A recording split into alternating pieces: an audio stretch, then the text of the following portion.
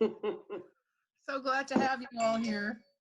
This is this is an Yeah. experiment. I'm the first person doing this of all the rabbis, so we're going to see how it goes. I think it'll be fine. It's going to be good. Well, I love the schedule. There are lots of things we can do. I have to work my walk around my classes now. Yes, and there's going to be more. We're going to do more. Yeah, that's great. I already did my creative writing group with the Zoom in the library. I sent an email to the library, and they're going to look into having our book club on mine. And Oh, nice. That's great. That's great. You know what? Lots of opera. Yeah, that's true. The Met. And Ellie opera. Oh, Ellie Opera too? There was so much opera. I find it on my Facebook, and I keep sharing the link. So Huh. I'm I looking mean, at really a lot of really good stuff. So I'm seeing that other people, I don't know, they're not here, I guess. it's early still. It's not 12, is it? These are the people. Couple Oh, minutes. Susan Ehrlich is here. But where's your picture? Let's see. I don't have a picture. Oh, you're just on a phone? No, this is not. It's on her computer. Let's get it going here. You have to choose video. Hi, Sue. Let's see. Is that Susan Ehrlich? Well, I see her name. I don't see her yet. You have to choose video also. You have to. Now, Don Start Lee, video. Okay. you're there, right? There's video. I'm here. Because I only see myself as a box. Is that normal? I shouldn't be the full screen? Yeah, it's fine. You're fine. Yeah, if you want to see everybody, if you go to the upper right-hand Right. You can see everyone. Everyone can click have. on, you can click on speaker view, or you can click and you can actually see little pictures of everybody. Well, that's what I'm on at speaker view. Yeah, Gallery if you view. click Everyone on can see. that, you can change your view. Oh my God, Karen, hi. Hi, Susan. Oh my God, this is my friend Jody. Wow. So shocked everybody's coming. This is amazing. What a new Oh, life. here's Talia. Hi. Oh, hi, Talia. So we are going to be, if you have a Bible, a Torah, Tanakh, we're going to be starting with Exodus 32. If you have one. And at the end, I'll tell you what to download for next week, for Friday. I'm going to be doing this every Wednesday and then this Friday, and then it'll be rotating on Friday for rabbis. Friday at what time? 12 o'clock, our time, 3 o'clock in New York. I have a friend from New York checking in. Very nice. Susan Ehrlich is still trying to get on. She's on it, just trying to get her picture. Oh. Don, can you help her? Well, we could try. In the lower left-hand corner, at the bottom of your screen, there Yep. should be a microphone and a little video camera. Right. How do we get everybody to go? You said something about speaker view. I tried going on the right-hand side, but I didn't see. Hi, Abby. Hi, Talia. How are you? You look good. So how do we get everybody's picture? I only get the person who. No, then you have to go to speaker view. It's at the, on my computer, it's at the top. Okay. Everyone can do speaker view. Jan, hi. Hi. Video, share content, participants. Wow. Jody, we have a lot of participants. I'm not surprised. People love studying with you. Yeah, we're so happy. Oh, wow. We I'm missed surprised. you. How am I the only one who knows that? And not you. I guess, you know. Speaker view. Mhm. So again, if you have a Torah, Tanakh, a Torah book, which is really called a Chumash, that's the real word for it. A Chumash comes from the word Chamesh, which means 5 for the 5 books of Moses. We're on Exodus, the book of Exodus, chapter 30. I'll be right back. The other thing is, I don't know if people know about it. There's an app called Safaria, and you can get the Tanakh, you can get everything. You can get the Talmud, you can Get get, commentaries, you can get all kinds of things. yeah, Midrash, yeah. Oh, I have Eitz Chaim too. That's what I'm using. Eitz Chaim. So you'll be right with me, Rodney. I have, Gloria's talking. what do I have? Jewish Susan, studies. could you tell us again where we're starting? Jan. The book of Exodus, Here. Yeah. chapter 32, verse 1. 32. Okay, I'm still on. Okay, so it's after 12 o'clock, so we're going to start. And people will just join as they come along. And as you know, we always start with the blessing of the mitzvah of studying Torah. So if you know it, please join me. Baruch atah Adonai. Elohim, Hamam, Asher, B'Rishanu, B'Mitzvotav, B'Tivanu, La'asok, B'Divrei Torah. Torah. Engage in the study of Torah. Amen. Amen. All right.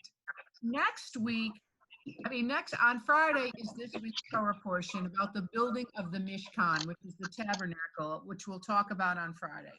But I believe in order to really understand why that Mishkan was so necessary and important, we really have to look at the Parsha before it, which is this one, which is full of drama and tragedy and mysticism and even miracles, and it's a really powerful Parsha. So we're starting on verse 2, and this is, I'm just going to give you so if, Oh, yeah. You know, Susan, could you ask people to mute their mic so we don't get this noise when you're talking? yes, Good why idea. don't you mute your mics? And then if you want to ask something or you want to answer something, you can turn it on. This is the incident of the golden calf. This is like a very important incident. Now, the setting, of course, as we know, the Israelites had all these miracles in Egypt, the plagues, crossing the Red Sea, getting the 10 Commandments, beholding, hearing God's voice. The words for 10 Commandments are really Aseret HaDibrot, the 10 utterances. They heard, according to the text, God's voice. And then Moses goes up to get the 10 Commandments. And what happens? It's like it never happened. And if we look at verse 1, what do we read? I'm going to read it to you if you have it. If somebody does have the text and then you raise your hand, I'll ask you to read to me. When the people saw that Moses was so long in coming down from the mountain, the people gathered against Aaron and said to him, "Come, make us a god who shall go before us, for that man, Moses, who brought us from the land of Egypt, we do not know what has happened to him." It's really interesting that suddenly this man, Moses, who they've spent years with, at least 2 years, they're calling him that man. Like, who is he? That man. He's too removed from them, too remote. We don't have any relationship with him. And also, according to the commentaries, the Israelites, who had been in a slave pagan world for hundreds of years, really believed that only Moses could bring God, that he was the intermediary, that without Moses, there was no God anymore. So that man was gone, whoever he, and they want a concrete idol like they're used to, that they feel safe with in Egypt. So, and Aaron, as we know, was Moses' brother and had been with him also through all of this. And, Okay, I've got it on now. yes. Okay. Hi, hello, good. We're in Exodus 32, verse verse 1. So what do you think Aaron would say to him? Aaron, who'd been through all of these miracles with Moses, who had seen everything and experienced everything along with Miriam and the people. What would you expect? And I would like someone to respond if you can. Aaron to say to them at this point. What do you expect he would say? Be patient. Be patient. Anything else? That he would defend Moses. He would defend Moses. Yes, he would say, what are you talking about? He went up to get the laws that we just received. He's our leader. He's the father of us in a way, our prophet. How can you want an idol? So what does Aaron do? His first words out of his mouth are, take off the gold rings that are on the ears of your wives, your sons, and your daughters, and bring them to me. He makes them a golden calf. So it's really, so what do we think about Aaron as a character, as a person, as a personality based on that response? Weak. Yes, Sue? Right. Sue, did you want to say something? I said he's weak, in He's other weak. words. Yeah, he didn't assume a leadership position. He basically did what the people said. Okay, Talia, did you have some thought? That he wasn't patient. He wasn't patient. Also, this was a huge mob, right? A huge mob of people, maybe thousands of people. So is there any other emotion he might have been experiencing? He was afraid. He could have been afraid. He could have felt like this was mob rule and he didn't have any choice. There's a midrash, by the way, as we know, that the women, even though it says take the rings from your wives, your sons, your daughters, and bring them to me, bring me all your gold rings, that the women refused to give their jewelry, their rings to him for the golden calf, and they were rewarded twofold. One was that, according to the midrash, even though the men died out, the women all did enter the land 40 years later. And also that God gave them this very special holiday, Rosh Chodesh, which is this monthly celebration of the moon and of, femininity. And we don't really celebrate it so much today, but Rosh Chodesh is a women's holiday, supposedly given where women are supposed to rest and celebrate and be together the first of every month for not giving their jewelry, according to the midrash. So they made this golden, we say calf, but it was really a young bull. The bull, if you've ever seen, like those winged bulls from Mesopotamia and the, British Museum, the symbol of the bull was power, strength, it was, and also a familiar image from Egypt. So he made them this calf, this bull. That's not true. And what did they say? So shocking. They exclaimed, "This is your God, O Israel, who brought you out of the land of Egypt." Wow. So they had completely forgotten God. Now, is there any reason, do you think, these people from this mentality had trouble believing in God at this point? I think, well, they were polytheists at this time. They were polytheistic, yes. And what else? They were used to seeing God. God was something, a statue, an idol, a huge temple with, if you've ever seen those, I haven't been to Egypt, but those temples where the gods are like 50 feet high that they worshiped. And this was, they couldn't conceive it. And they thought that when Moses left, God was gone too. So they had no God and they were panicked. And they actually gave sacrifices to this bull, and they started eating and drinking and dancing. And according to Rabbi Dean Steinsaltz, I was reading his commentary, they also had an orgy. They started having So And we know that in ancient religions, Near Eastern religions, sex was kind of a ritual that, was the fertility ritual, and you were imitating the gods, so it was basically a free-for-all. Meanwhile, where's Moses? Where's Moses? On the mountain. He's on the mountain. God says to Moses, and this is verse 7 if you have it, the Lord spoke to Moses, hurry down, for your people, whom you brought out of the land of Egypt, have acted basely. So suddenly, it's not God's people, it's your people, Moses, that you brought out, not me. So, how many times have we seen parents, when the kid misbehaves, they say, your son is misbehaving. It's no longer my son, that's your son, right? So God is disowning them. This is your people, and they are acting badly, and you better do something about it. When I first got my very first job, when I was 27 years old, I got a job as the principal of a small Hebrew school, and my first day was on Simchat Torah, and I was there sitting next to the president of the temple, who was a woman the only one who didn't want to harm me was this woman. She was very hostile. And it was chaos. The kids were running around, the whole thing. It was my first time there.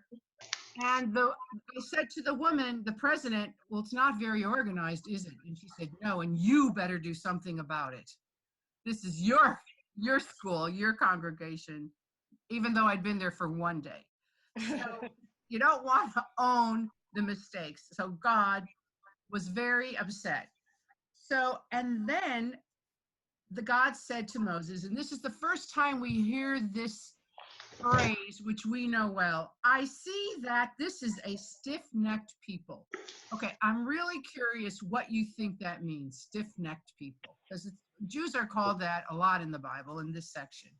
What do you think stiff-necked means? Pride. Stubborn.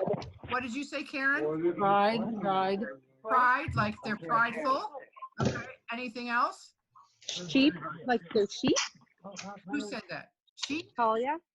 They're sheep. Yeah, like they're just stiff-necked, like they keep their focus one way and they're not open-minded. That's very close to what the rabbi said. They said they could only look in one direction and they couldn't look down the road and see the future of the consequences of their behavior.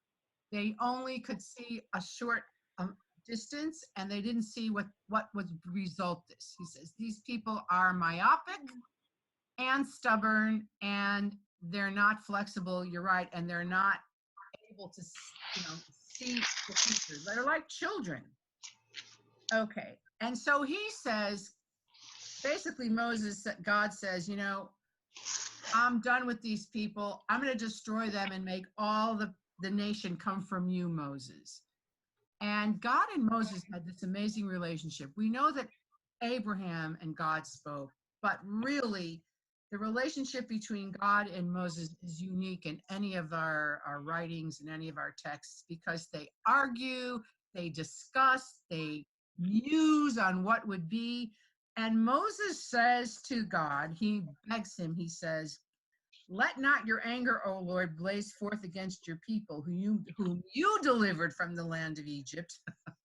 You did it with great power and mighty hand, because, and this is so interesting about the Torah's view of God at this point, let not the Egyptians say it was an evil intent that he delivered them only to kill them off in the mountains and annihilate them from the face of the earth.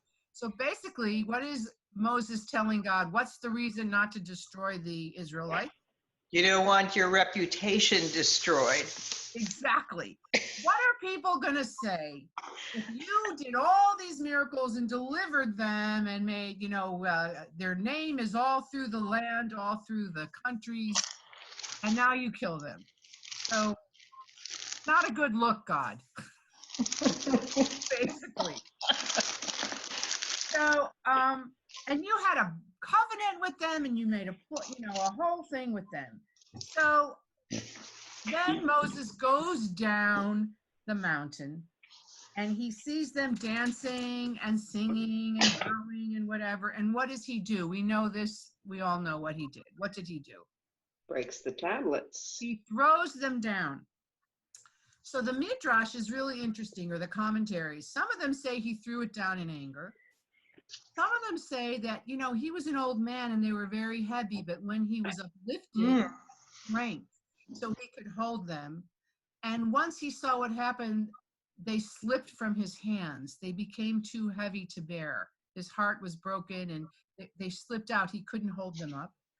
And then one more says he dropped one, but he thought, okay, intellectually they are astray. But then when he saw how emotional they were, he dropped the other. He was just, he couldn't hold on to them. So he comes down and he's, furious. And he goes to Aaron. And I want to skip to verse 21. And he said, what did these people do to you? You have brought such a great sin upon them. Okay, so what do you think Aaron would say? Oh, I'm okay, Joe. How are you holding up? Can you have them mute the mic, please? Okay. Just be careful. I'm actually going to mute all for right now, but you can type answers in the chat section. I just got yesterday to K1. Okay, we're having a conversation. Black. Hello. And I'm wondering whether you want me to send them to your office or whether you I think you're able to home mute delivery everyone. if I send them to your house. What is best for you? Who's speaking? It's 1323. You're still late.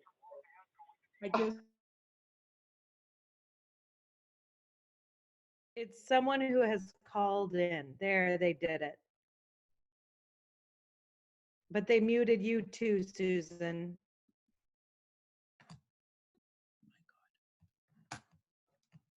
Susan's unmuted. Everybody else is muted. Okay. Unless you want to say something, please unmute yourself. Okay. So Aaron has a ton of excuses. He says, let not my Lord be enraged. You know that this people is bent on evil. In other words, they're just have a bad character. It's not my fault. And then he says, they said, make me a god. For that man Moses, who brought us from the land of Egypt, we do not know what has happened to him.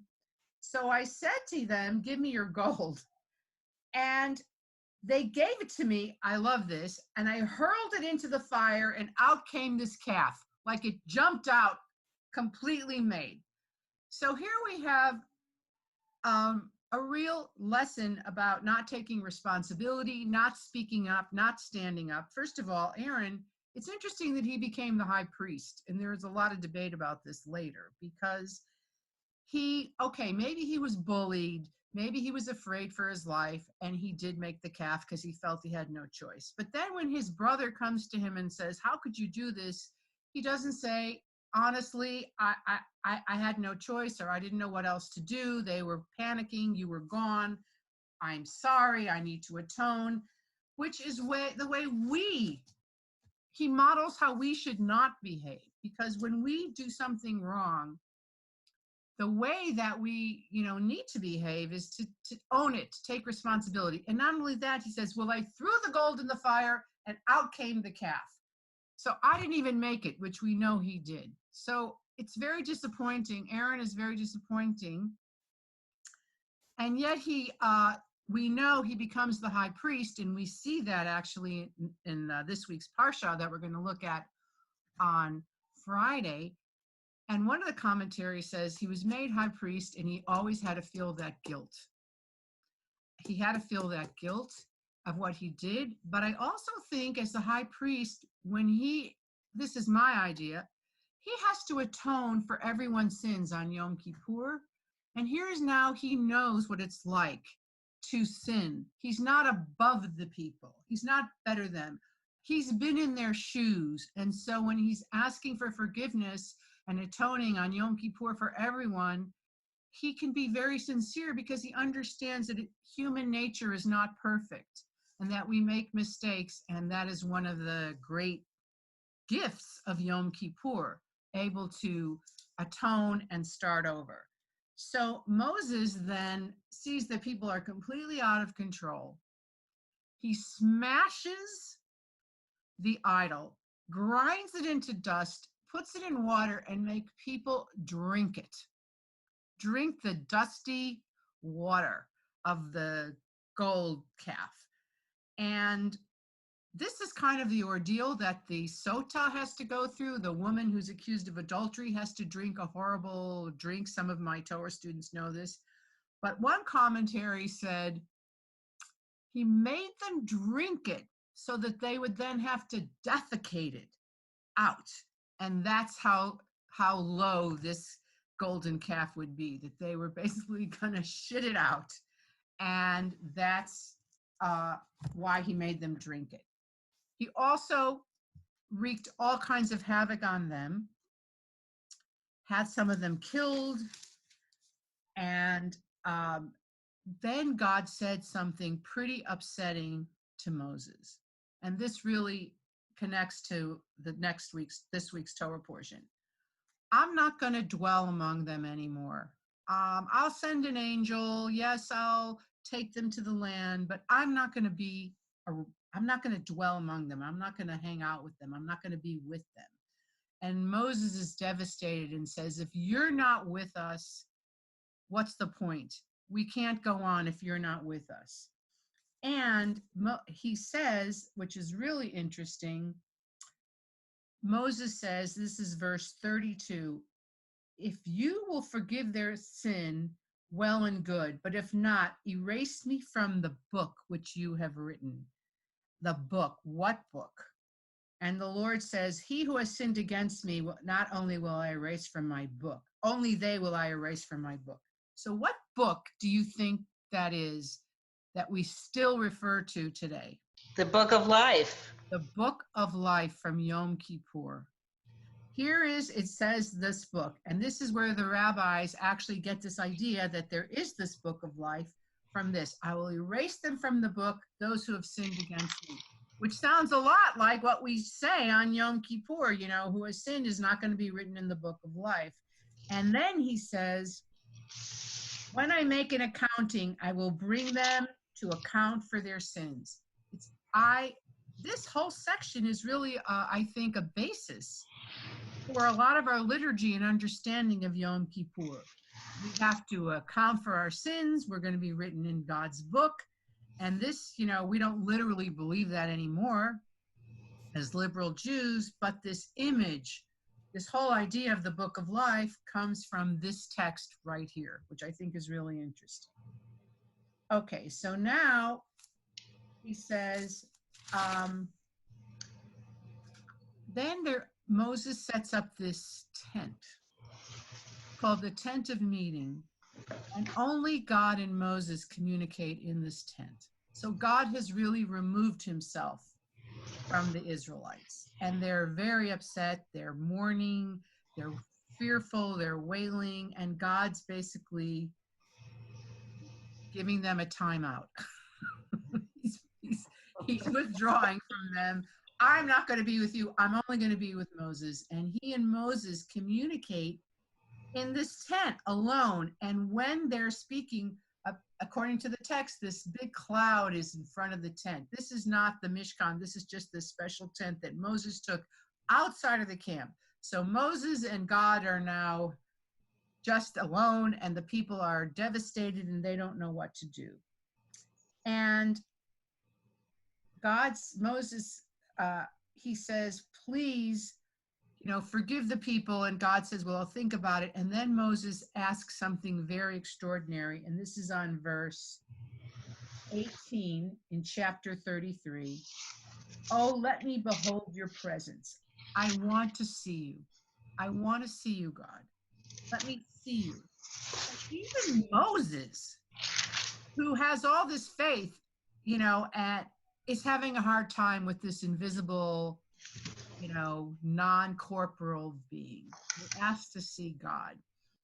How many times in our own life have we asked to see God? Have we said, oh, if God would, show me a sign, or if God will do this, I'll believe in God. I need a sign.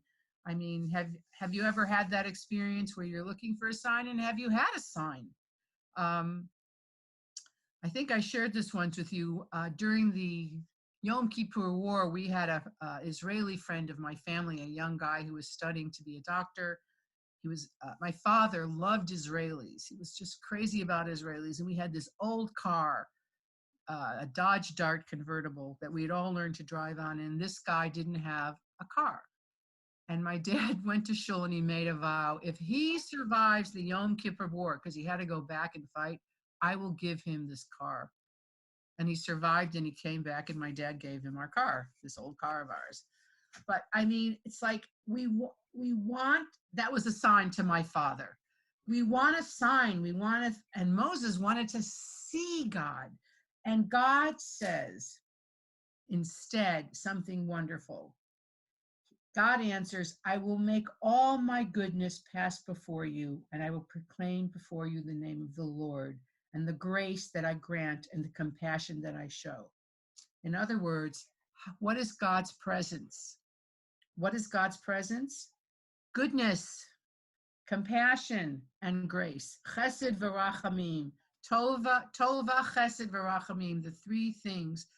That is, God is telling us in this text, if you want to see me, that's how you see me, through goodness, compassion, and grace, which means we manifest God when we express those special, those qualities in our lives. And we know it's true. You do feel uplifted. You do feel, I don't know, even blessed when people are experiencing that compassion and that grace and that goodness toward us, or when we do it, we also feel really good about it. And then he said, God said, I'm saying he because that's the text, but you cannot see my face, for man can never see me and live. You can't live and see God. I guess God is too big for us, too beyond us. But God gives Moses a concession that he never gave anyone else. And the concession is, there is a place near me, station yourself on the rock, and as my presence passes by, I will put you in a cleft of the rock and shield you with my hand. In other words, he's up on the mountain now again. Go in this little crevice and you can see my back. You can just see the back of me, but you can't see my face. And I think a lot of us, we can, if we think about it, we see God.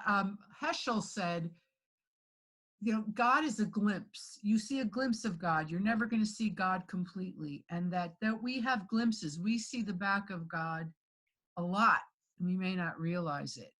And that's as much as we're allowed to see according to the Torah. And the back of God, or the glimpse of God, is sometimes in the beauty of nature, or in a newborn child, or in the love that we share between family or friends. This is the glimpse, or music that just lifts us out of ourselves, or art or creativity. This is a glimpse of God. We can only see that, but it's all we're allowed, but it should be enough.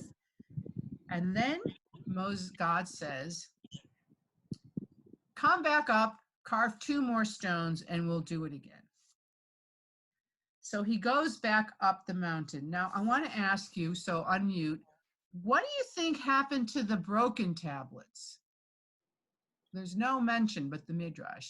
What do you think happened to the broken tablets? Yes? Anybody? Yes? What, Karen? I have to leave the broken tablets and go to another Zoom meeting for the new school. Okay, any other ideas about the broken tablets, Talia? So I don't know.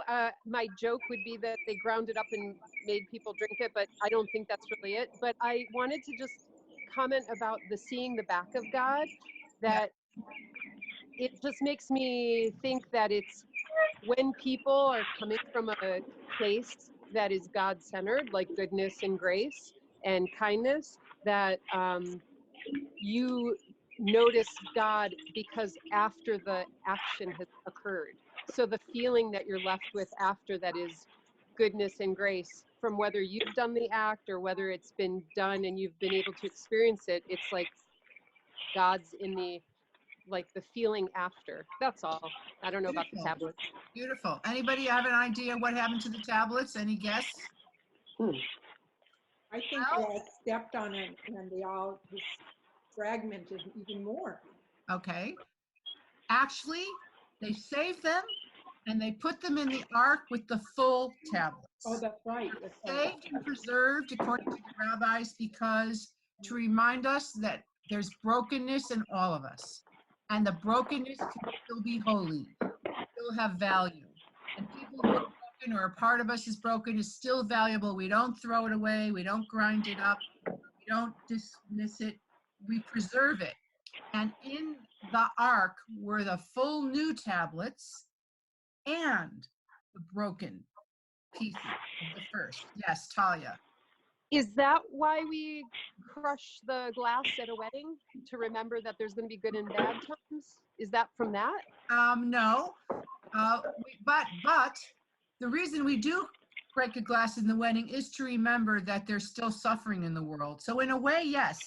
To remember that they say because the temple was destroyed, but not only that, the actual, it's from the Talmud, where these rabbis were all having at a wedding and they were all drinking and dancing around, and one of the head rabbis smashed a glass to shock them and says, how can you be so happy when the temple was destroyed and when our people are suffering? So even in our greatest moments, we smash a glass to remind ourselves that not everybody is in a good place. So in a way, yes, it's also honoring the brokenness of broken people. Very good, very good. So now when we're almost, I'm gonna have about 10 more minutes, I think, then we're gonna be done for today. But I think this is important. When Moses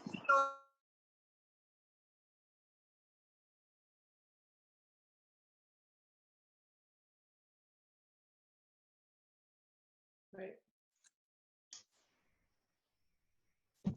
Susan, we're muted.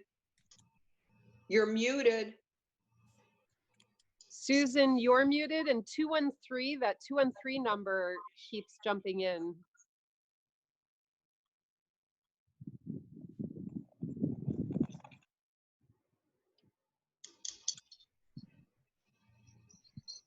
now. There you go. Me? Yes, Yeah. you're on. Okay. So he sees this cloud of God after having, God pass by him the back, and he says, this is it. Adonai, Adonai, he says. Suze, where are you, babe? Okay, I'm chapter 34, verse 6. Okay, and thanks. He proclaimed, the Lord, Adonai, Adonai, a God compassionate and gracious, slow to anger, abounding in kindness and faithfulness, extending kindness to the 1000th generation, forgiving iniquity, transgression, and sin. This is Adonai, Adonai, El Rachum V'Chanun. It's the prayer we sing at Slichot and the prayer we sing on Yom Kippur. That song over and over about God. This comes straight out of this text, is what Moses says to God when he receives the second set of commandments. So he comes down, and now, and this is fascinating and a great thing to discuss. He comes down, and now I'm on chapter 34, verse 29. Comes down from the mountain with the tablets, and his face was radiant, shining like a halo. His whole face was radiant. And the word that is used in Hebrew is Karen or Panav. Rays of light were coming from his face. And the word Karen, is similar to the word horns of an animal. This was mistranslated from the Latin into the Latin and into the Greek, and that is where the Christians got the idea that Jews had horns from this moment, where he's coming out with rays of light. And actually, it was his face. It was like a halo, you know, a light, a holy light, like he was an angel or something. He came down, and everybody saw this face, and they actually shrank away, it says, from coming near to Moses. And whenever Moses was going to give them a message from God from that time on, his face was radiant. This light would come out. The rest of the time, Moses wore a veil. He literally was veiled the whole time. And when he finished speaking them, he would put a veil over his face. So he was more mystical, more removed, more holy than any other prophet or leader. But this also must have been extremely lonely for him. And we know that he refrained from having relations with his wife, probably didn't see his children. I mean, and this is sometimes the burden of a leader, where you can't have a personal life.